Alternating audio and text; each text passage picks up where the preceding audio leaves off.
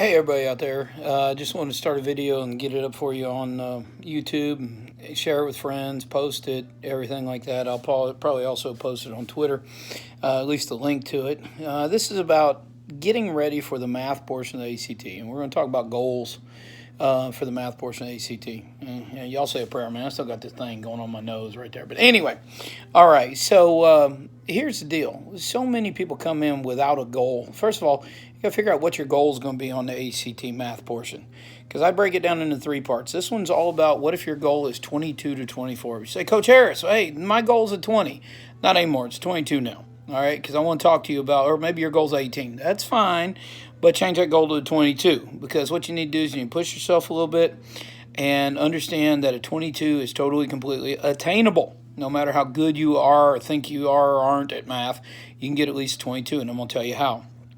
It's all about owning the process. You may be, struggle with some areas of the math portion, others you may do great at, but what you need to do is go against the grain a little bit. A lot of people say 60 questions, 60 minutes.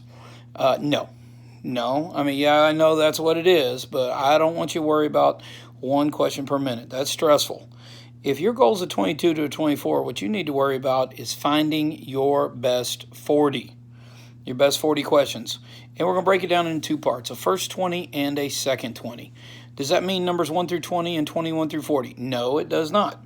That means your first 20 and then your second 20.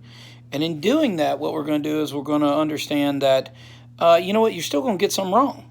Okay, so you're not worrying about 20 of the questions. Well, Coach Harris, how does that work?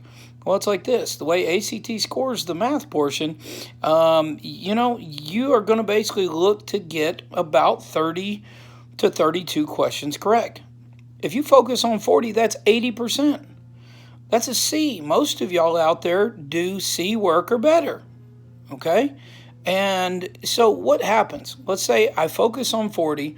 That gives me about 1 minute and 20 seconds per question, so it's a little bit more time, and you get 80% of those right.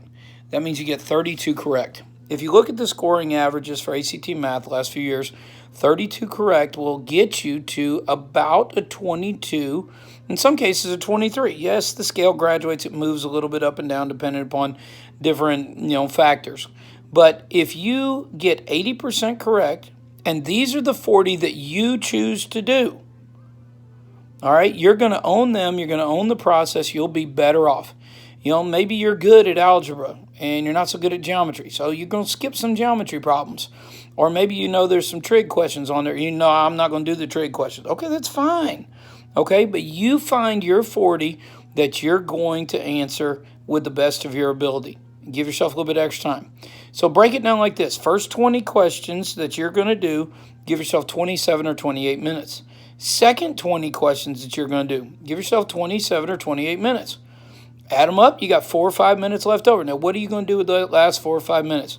You're going to put the same answer on every single one of them, B, or C, or whatever. Okay, you can do that on every one of them. And then statistically, you should get 4 of those correct if you have 20 left over. So now we take 30 or 32 questions, add 4 more to it that we haven't even tried, but we're still going to put the same answer on. That takes us to 36 correct, which most of the time is going to get you to a 24 on the ACT math portion. Now, what did we do? We eliminated 20 questions we didn't have to worry about. Okay, we also put a focus on the ones that we are most comfortable with. Now, it takes a little bit of effort on your part to get your hands on a practice ACT test. Again, PowerScore.com has 4 of them right there. Download them. They're in PDF form. All right, figure out the ones you're best at. One of the best ways to do that is start reading the problem and saying, yeah, or no. If you say or no, that means you don't feel very confident with it. But if you say yeah, then that's definitely one that you want to answer. Okay, put the effort in. Have a plan that's different than what you've done before. It's not 1 minute per question. It is, I'm going to find my first 20 and then I'm going to find my second 20 and maximize it and shoot to get 80% of them correct. All right, good luck to you guys. And I'll be praying for you to get ready for the March test if you're a junior in one of the 14 or 15 states that do it. And then also, if you're doing the April 4th ACT, good luck for you as well. God bless you guys.